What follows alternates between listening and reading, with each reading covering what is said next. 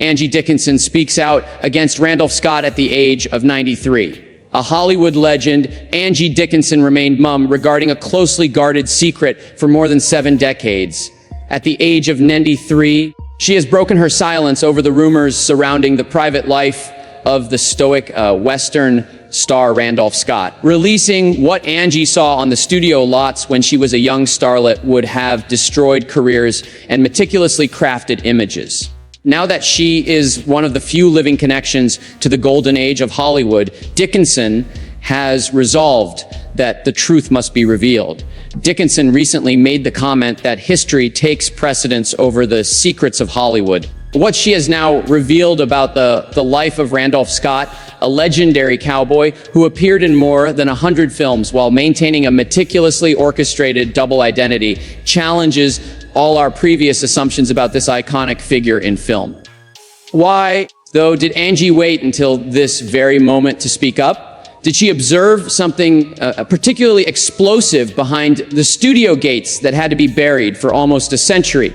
The system that created Hollywood's golden myths and brutally eliminated anyone who dared to challenge them is exposed in the answer, which also discloses the truth about Randolph Scott. My response to his question, "How's Bert?" was, "He's fine.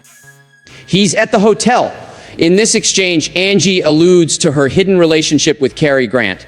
Angie Dickinson has finally delivered the bombshell regarding Randolph Scott, and to comprehend it, we have to travel to Hollywood in the 1950s. An enchanted realm where stunning facades conceal incalculable mysteries. Studio executives and filmmakers were captivated by Dickinson the moment she arrived in Hollywood in 1953, a North Dakota native with a radiant complexion.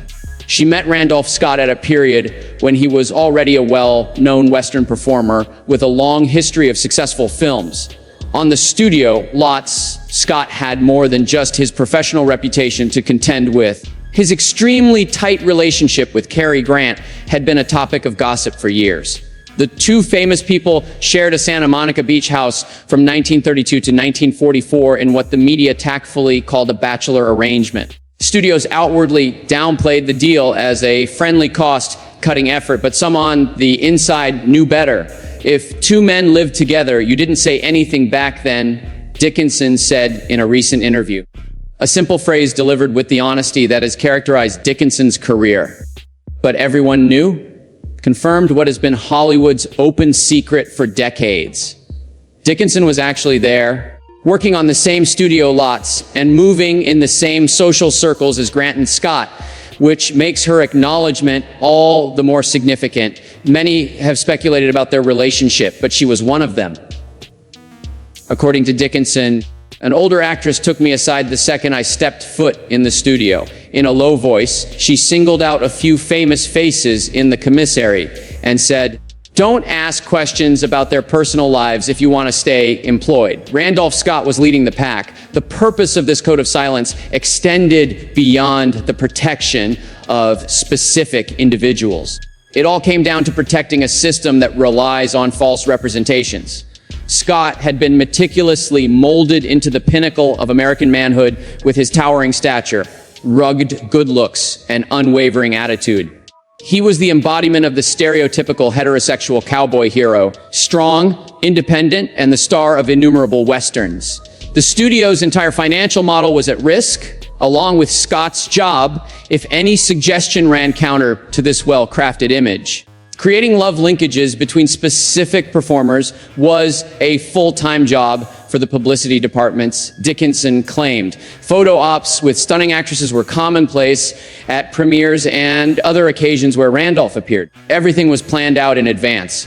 The rumors about Scott and Grant continued even after these scheduled public appearances. The studio came up with a straightforward but efficient solution. They set up marriages for the two men. Scott would twice, the first being to Aries Patricia Stillman in 1944 and the second to his death in 1987. Grant would wed 5 times in total. He wed Patricia soon after he and Cary ended their cohabitation. It wasn't a coincidence, Dickinson pointed out. It was never Hollywood. What makes Dickinson's comments so intriguing is not merely that she confirmed long rumored tales, but also that she revealed the personal effects of these agreements. Dickinson claims that celebrities like Scott exuded an observable amount of stress due to the strain of upholding these false identities. When he walked into a room, you could sense it.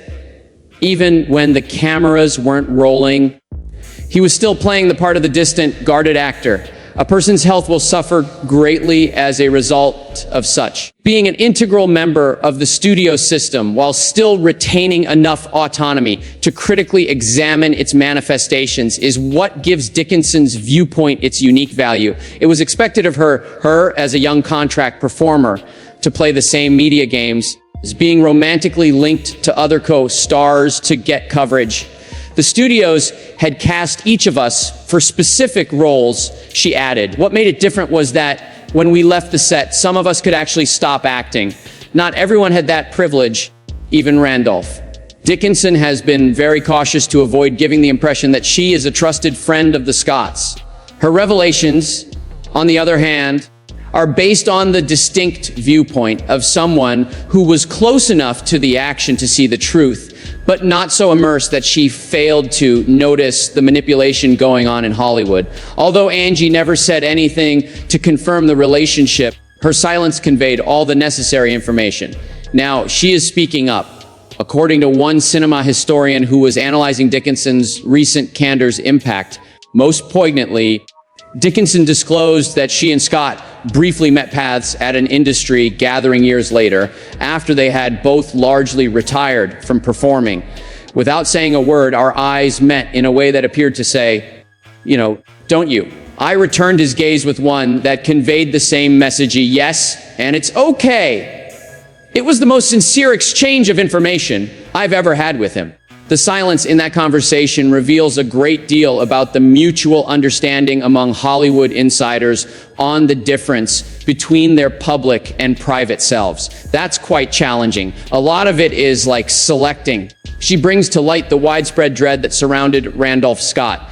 In addition to putting Scott's long-running rumors about his private life to rest, Dickinson's admissions throw light on how Scott's actions and relationships with co-workers were impacted by the pressure to preserve his public image. Dickinson claims that Scott became known for his extreme reserve and aloofness, which were mistaken for hotness or iciness by many. He had a good look about him, but there was tension instead of warmth, Dickinson said. He merely tipped his hat and disappeared without ever making eye contact at the commissary. This portrayal is so different from Scott's on-screen presence when his reserved personality was portrayed as poised dignity and silent might. The emotionally distant persona was actually a defense strategy. According to Dickinson, it served to keep outsiders from getting near enough to see through the carefully laid veneer. She elaborated that there was an unwritten agreement that particular subjects were off limits, so everyone avoided offending him. It wasn't that he was nasty or impulsive like some celebrities. He seemed to be surrounded by invisible barriers. Everyone professionally connected with Scott was subject to this climate of caution. Everyone on set, including Scott's co-stars and directors, knew that they couldn't pry into his private life. Dickinson claims that this led to an unusual dynamic on the sets where Scott was working, characterized by an artificial shallowness that impeded the development of the usual camaraderie that occurs throughout filming. According to her, there was this one persistent problem. There was a pervasive air of unease because everyone on his team was acting out this grandiose pretension. Nobody wanted to look at him the wrong way, say the wrong thing, or ask the wrong question by accident.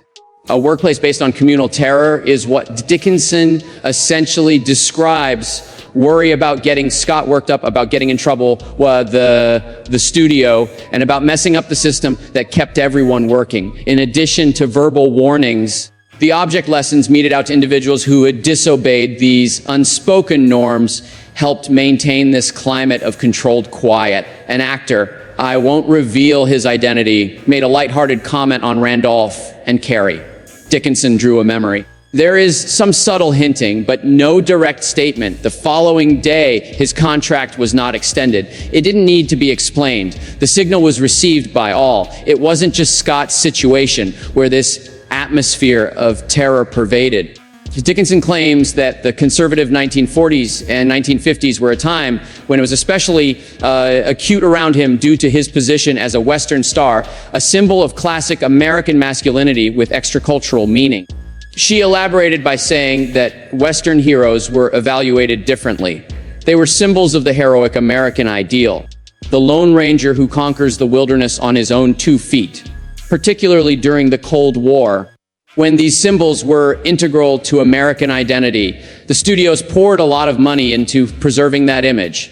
The fact that Scott was popular and had real talent just made his already dangerous situation worse. Scott, in contrast to other celebrities whose personal lives were kept under wraps for the sake of their financial potential, was a real talent who added depth and realism to his roles. This, Dickinson observed, added further intricacy to the perception and protection afforded him. If scandal were to break, he wasn't only a lovely face they could replace. She stated he could connect with people on a deep personal level. All eyes were on Randall. Even in dangerous times, his films made people feel secure. Studio owners weren't merely trying to safeguard a financial stake. A sign was being guarded. This fact sheds light on the studio's unusual efforts to preserve Scott's public image and provides an intriguing explanation for their decision. Ensuring profit protection wasn't the only consideration. It was all about holding on to a cultural icon that people look to for comfort and security at difficult times in history. The fact that Scott appeared to be keenly aware of the impossibility of his situation was also disclosed by Dickinson. She noted that there were moments when she caught him in the act of appearing very exhausted, not from physical exertion, but from the chronic internal conflict that accompanies a divided life. Because of the mental toll it took on him, Scott became more and more reclusive as his career went on. Scott distinguished himself from his contemporaries by politely accepting invites and abruptly departing from parties, in contrast to the more gregarious Hollywood lifestyle. It wasn't only about keeping his secrets hidden, Dickinson claims. It was also about the immense emotional effort needed to uphold his public image. It was more than a job for Randolph Scott to be a movie star. The performance seemed to go on forever. She went into detail on the need to be on guard at all times, monitoring your facial expressions, words, and the people you look at. It's wearing me down. I believe he avoided the spotlight as much as possible because he needed it to breathe. In her story, Dickinson describes the rare times when Scott's guard briefly slipped, which may be the most illuminating part. I once overheard him chatting with a young male actor on the set of a studio.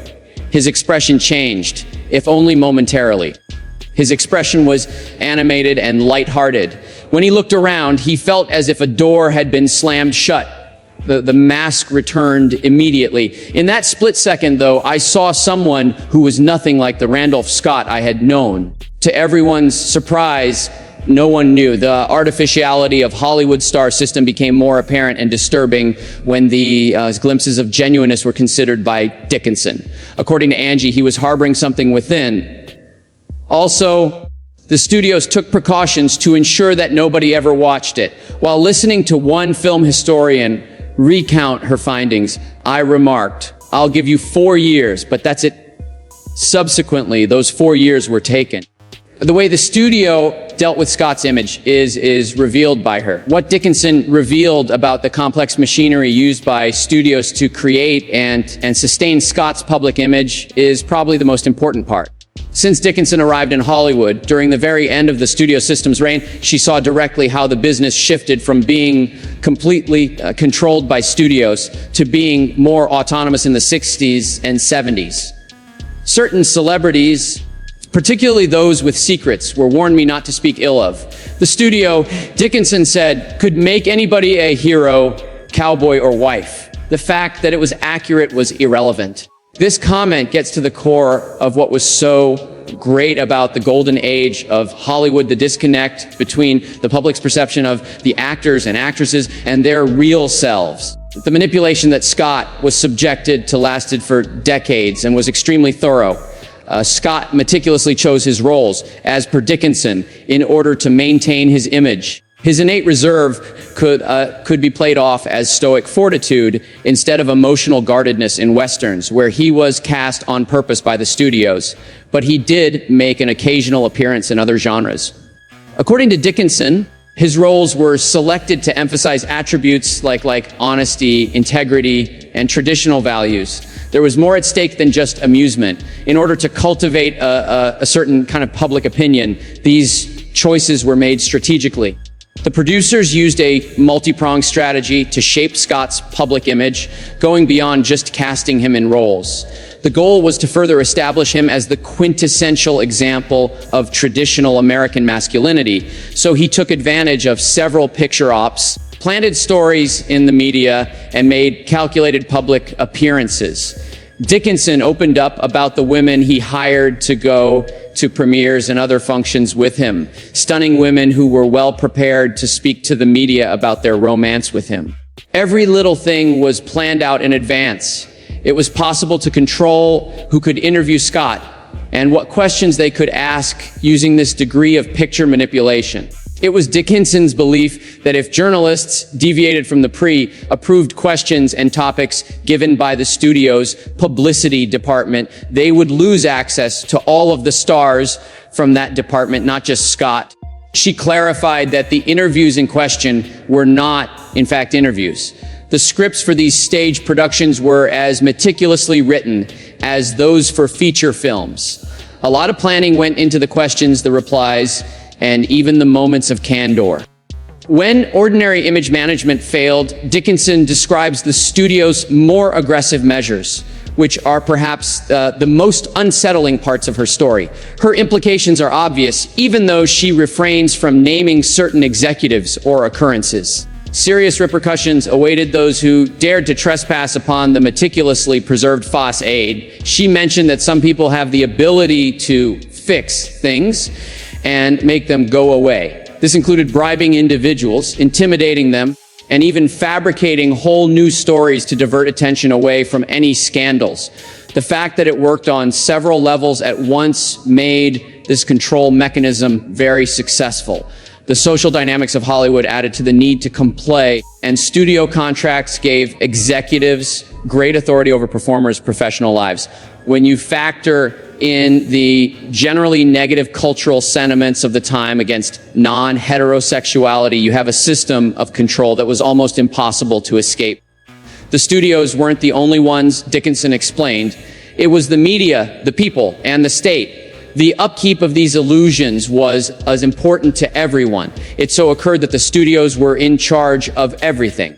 Being a person who was both a victim of and able to objectively witness this system's inherent dishonesty gives Dickinson's viewpoint its unique value. Dickinson kept a critical distance from the many celebrities of her day who were either involved in keeping these illusions alive or were too engrossed to notice them plainly. It was a stroke of luck. She conceded. I walked in just as the system was about to buckle. The holes in the facade were obvious to me, even though no one else seemed to notice them. Dickinson was able to see the enormous toll that Scott's image manipulation had on her life because of her privileged position. What the audience was led to believe was the very definition of American authenticity was, in her view, nothing more than a sophisticated Hollywood production. In a twist of fate, Randolph Scott came to represent forthrightness and honesty. She noted that he was a man who never lied and kept his word, even if he was compelled to live a fundamental lie. Anyone can explain to me how they deal with internal conflicts like that. Scott appeared to become more aloof and reticent as his career advanced, which clearly concerned Dickinson, who recognized the psychological impact of this forced duality. According to her, it's like he gradually disappeared inside the character they created for him. This observation highlights the dehumanizing nature of the studio system, which dehumanizes real people by turning them into objects that can be manipulated, marketed, and controlled without considering their true selves. Scott underwent an unusually thorough and long-lasting metamorphosis. Randolph Scott wasn't merely a famous actor, says Angie. According to one film historian who summed up her findings, he was a story that the studio wanted Americans to accept. The most moving part of Dickinson's story is when she says that Scott realized that his public character was an illusion and that he would never be able to break free of it. She pointed out that he kept up the persona even after he left the industry. Even he seemed to have lost track of the difference between the genuine guy and the fake by that point. You can't help but identify with your role after inhabiting it for so long. The studio system's approach to image management has permanent effects, and this observation offers great insight into it. The effects on Scott's identity and relationships persisted right up to the end of his life, long after his active career had ended. I was hoping for some kind of reprieve from my life, but I guess that wasn't what you were going for. The secret Hollywood and the relationship's lasting impact. Not only does Dickinson shed light on Scott and Grant's love story, but she also reveals a hitherto unknown aspect of the golden age of Hollywood. There were many such relationships like the one between Scott and Grant, according to Dickinson.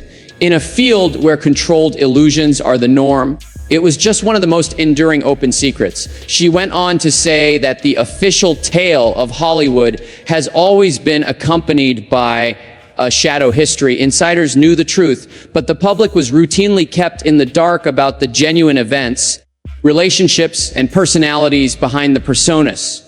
The two sides of Hollywood that Dickinson talks about, the one that the public sees and the one that the business insiders face, were both shaped by this dual reality. Scott and other stars had to mentally separate themselves into their own universes in order to juggle all of these demands. What fans didn't realize is that a lot of their favorite actors were really juggling multiple tasks at once. Their on-screen personalities and their off-screen public personas. She noticed that the real person beneath the masks sometimes stayed concealed for the rest of their life. From this vantage point, the golden age of Hollywood may be seen in a whole new light. In contrast to the simple glitz typically depicted in retrospectives, Dickinson exposes a time characterized by complicated psychological dynamics and intricate deceit. As meticulously prepared as any film scenario, the public was frequently treated to spectacular premieres, love couples, and ideal families. She went on to say that there was more to the studio structure than just filmmaking. The idea was to make a whole new world where celebrities could act out whatever traits the public wanted them to, regardless of the fact. Scott and Grant spent decades putting on a mask to avoid being themselves in front of the world because of this created reality. This deceit, in Dickinson's view, went well beyond basic privacy concerns. The process necessitated taking part in complex charades aimed at promoting heterosexual standards. Studio publicists put in extra hours crafting love stories for specific actors. It was a never-ending cycle of planned dates, staged romances, and weddings that served a higher purpose than Randolph's own happiness, she pointed out. In hindsight, what worries Dickinson the most is how the industry came to accept this culture of deceit. No one thought it was strange or troublesome that Scott had to go to extreme lengths to conceal his relationship with Grant. They were the norm for celebrities whose real lives clashed with what the public expected of them. It was uncontested. This complex web of lies was standard operating procedure, she recalled. Not included in the computation was the human cost. This finding demonstrates how exploitative the studio structure is at its core. Its readiness to put its reputation and financial success ahead of its own authenticity and mental health. Scott and other A-listers weren't expected to do much beyond act. There was no way for them to separate their work life from their personal lives. They had to do it all the time. For Dickinson, the sadness lies in more than simply the fact that they were unable to be upfront about their connection. It's not just 1 year, it's decades of being compelled to consciously suppress their true identities. A person's soul takes a hit from that type of persistent deceit. The emotional toll took different forms for Scott and Grant. Scott, according to Dickinson, grew more distant and solemn, whilst Grant, despite his closely guarded private life, became known for his charisma and sociability. A man who appeared to be on high alert at all times, seemingly afraid to let his guard down. She elaborated on how Carrie used her charisma and humor to put people at a distance. To reduce the likelihood of exposure, Randolph advocated emotional and physical isolation as a window into the larger patterns of deceit that constituted Hollywood's golden age. The relationship between Scott and Grant remains relevant beyond its personal storyline. Dickinson claims that their experience shows how the film industry's real procedures contradict the values that the films purportedly promoted, which are honesty, integrity, and authenticity. According to her, the irony is that Randolph was known for portraying characters who were known for their honesty and moral clarity throughout her career. At the same time, he was being coerced into living a basic falsehood by the system that made those pictures. Upon reflecting on films from this period, Dickinson notes a moral vertigo caused by the discrepancy between the ideals projected by Hollywood and its real behaviors. Looking at the Western genre through the prism of the lies it stars are expected to tell adds another layer of intricacy to an already intricate genre that places a premium on honesty and integrity. She pondered on how, in light of what is known now about the production values of those Westerns, it causes a great dissonance to watch Randolph Scott stand erect and speak the truth. What you're seeing is an actor playing a role that requires him to conceal his own identity. The tragic irony in that would have been recognized by Shakespeare. All of it became muddled. I can't even recall if we'd met previously. The cost of remaining silent. The fact that Dickinson understood how Scott's internal sense of self and his public image were both impacted by the enforced quiet around his personal life is one of the most moving parts of her admissions. The mental toll of keeping this lie up for so long was enormous and long-lasting, says Dickinson. She added that the inability to accept one's own truth causes a certain form of harm. It widens the chasm between your self-perception and the world's perception of you. Scott, like many other stars of Hollywood's golden age, carried a deep psychological load, as this remark shows. When it came to managing celebrities, public personas, the studio system took a broader approach. It made it very difficult for them to be themselves and form genuine connections with others. According to Dickinson, the system demanded that they conceal more than simply part of who they were. It required them to consciously put on an act of deceit for the benefit of others. That goes beyond mere privacy. It's like being compelled to betray yourself. According to Dickinson, Scott's increasingly emotionally distant relationships, both on and off set, were a result of this forced self-betrayal. He appeared to withdraw more inside himself as the years went by, keeping fewer true friends and showing less of his true emotions and ideas.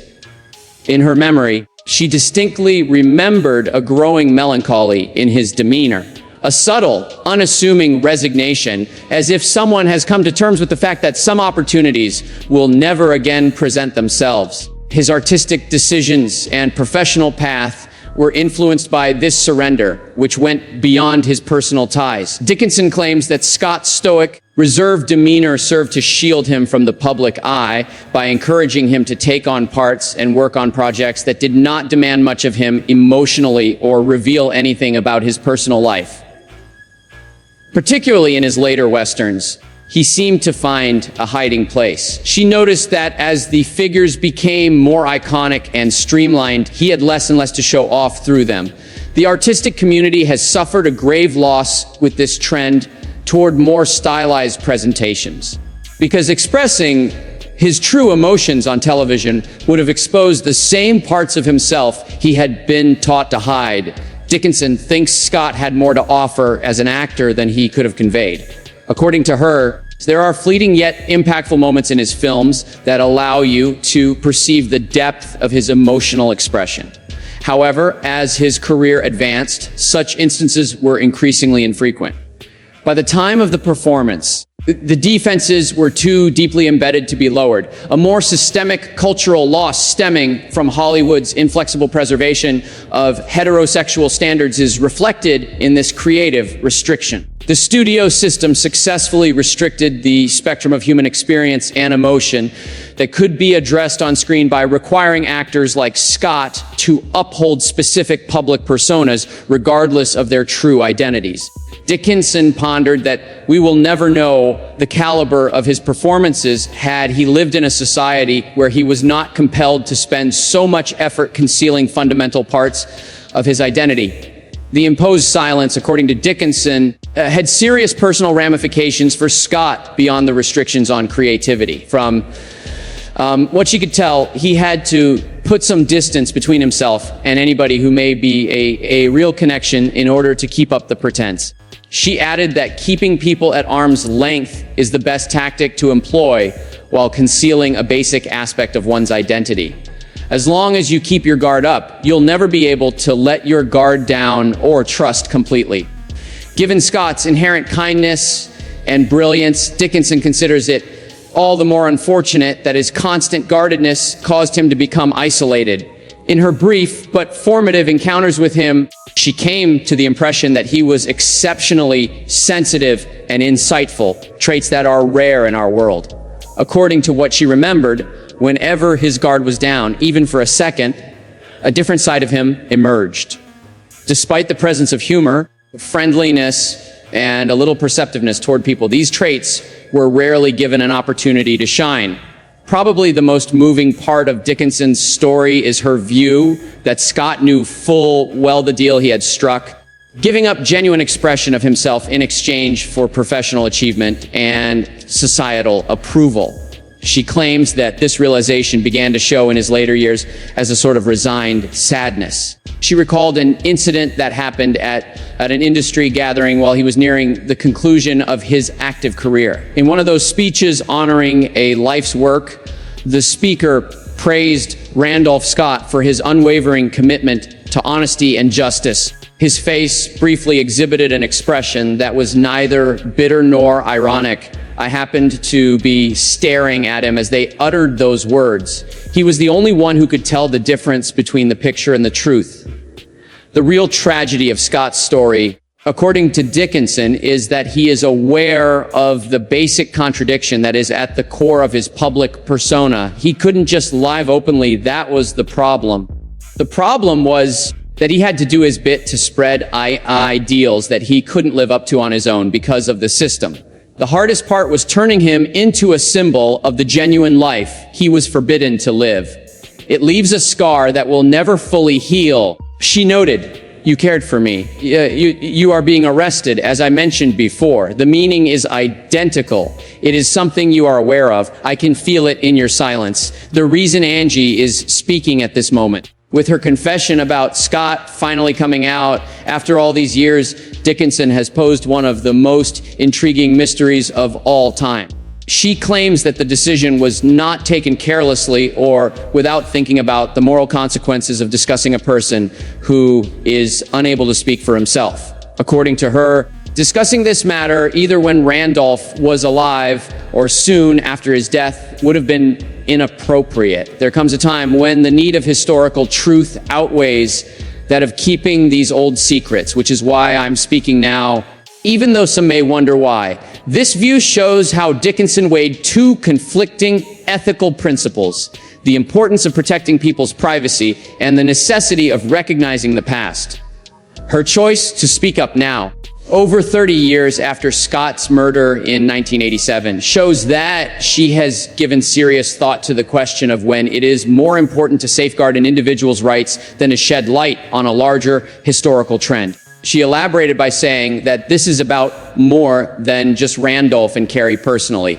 It's all about deciphering a system that molded American society and their lives. These instances were not unique. A huge amount of premeditated deceit went into this. Another thing that drives Dickinson is her desire to fix the historical mistakes that, in her opinion, are still shaping our perception of the golden age of Hollywood. Traditional Hollywood histories propagate misconceptions about the industry and its stars by offering sanitized portrayals of their lives.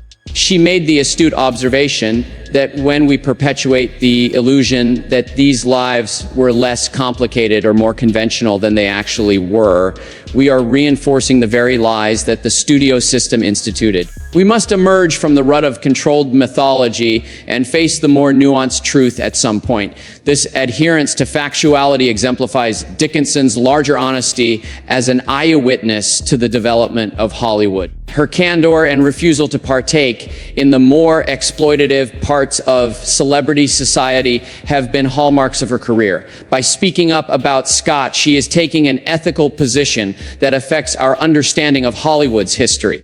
She made the observation that she is currently in a place in her life where she stands to gain or lose nothing by coming forward about what she saw. All I care about is helping future generations have a more accurate picture of that time before we're all forgotten. Dickinson feels compelled to make a decision quickly because of the short time she has. She has an obligation to preserve her first-hand accounts before they are lost to history as one of the few surviving actors from the studio system's latter days. She went on to say that first-hand experiences of that time are becoming increasingly rare. After our generation has passed, the only accounts that will remain are official accounts and anecdotes passed down through generations. It is our moral obligation to tell the truth about what we saw while we are still able to do so, in my opinion. Not only does Dickinson feel that modern society is finally prepared to reevaluate these stories with more complexity and empathy, but she is also driven by these historical factors. As society becomes more accepting of LGBTQ+ concerns, we may talk about people like Scott in a way that recognizes the struggles they endured and the bravery they showed in overcoming those challenges.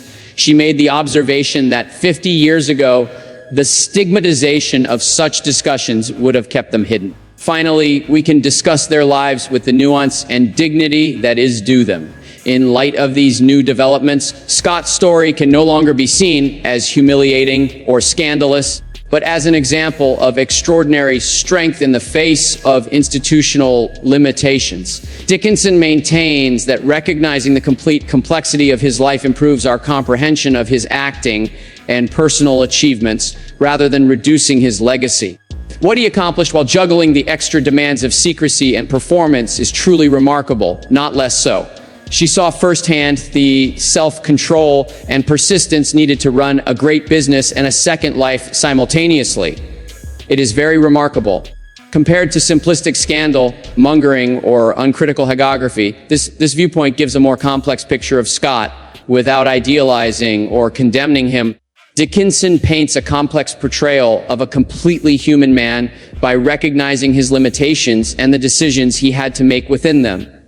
To complete the picture, she stressed and to recognize the entire humanity of someone who was not permitted to present himself to the world during his existence. I hope people get that I'm giving these memories not to sensationalize or degrade, but to complete it. Dickinson profoundly respects Scott as an employee and a fellow traveler through the complicated landscape of Hollywood, and her devotion to recognizing Scott's complete humanity reflects that. Rather than offering her confessions as an expose, she presents them as a restoration, a chance for Scott to regain the nuance and genuineness that the studio had long denied him. Speaking at this moment is, in a sense, all I can do to help him, she thought to herself. The truth that he couldn't admit to himself was something he had to face. A certain sense of tardive justice is inherent in that. In my opinion, the information that Angie Dickinson has shared regarding Randolph Scott goes beyond simply putting to rest some persistent Hollywood gossip. They shed light on the toll that stardom took on real people during the golden age of Hollywood. She was able to shed light on the complex web of lies that impacted the stars' personal lives and public personas via her first-hand accounts. Dickinson paints a picture of Scott as an incredibly disciplined and resilient man who overcame tremendous obstacles to have one of the most legendary careers in Hollywood. Rather than minimizing his achievements, it is by comprehending the extra weight he bore that we are able to truly value his professional and personal achievements. Overarchingly, Dickinson's discoveries encourage us to view the mythology of the golden age of Hollywood through a more sophisticated and empathetic lens. Real individuals were negotiating complicated realities with the limited choices accessible to them behind the glitzy exteriors and meticulously constructed public personas. Their stories should be remembered as examples of human strength in the face of societal limitations, not as scandals or trivia. One of the few surviving witnesses to this bygone age. Dickinson gives us one last chance to hear firsthand accounts of the Hollywood that existed behind the official narratives and meticulously crafted public perceptions. She has made a significant addition to our understanding of both individual lives and broader cultural patterns by sharing her findings now when they can no longer harm anyone concerned. Films made possible by the studio system produced iconic actors and actresses. We are only now starting to grasp the full extent of the human cost that this occurred, as Dickinson pointed out in her concluding remarks. Sharing what I saw in the hopes of adding to a more nuanced and sympathetic account of that time is my deepest desire. It is important to note that this more comprehensive history does not downplay the creative accomplishments of the golden age of Hollywood. Rather, it encourages us to examine them in a more nuanced light, one that recognizes the splendor of the on-screen art as well as frequently distressing truths that lay behind the scenes. This more complex view allows us to better appreciate the extraordinary people who overcame these conflicts to produce the timeless art that enthralls viewers even now. Angie Dickinson's accusations against Randolph Scott aren't merely an attempt to correct the past after everything is said and done. They are about paying tribute to the humanity of a person who was not allowed to show the world his whole self while he was alive. Speaking at this juncture, when people are more mature and can accept these facts without passing judgment, she gives a late but significant admission of the complicated truth behind one of Hollywood's most meticulously kept facades.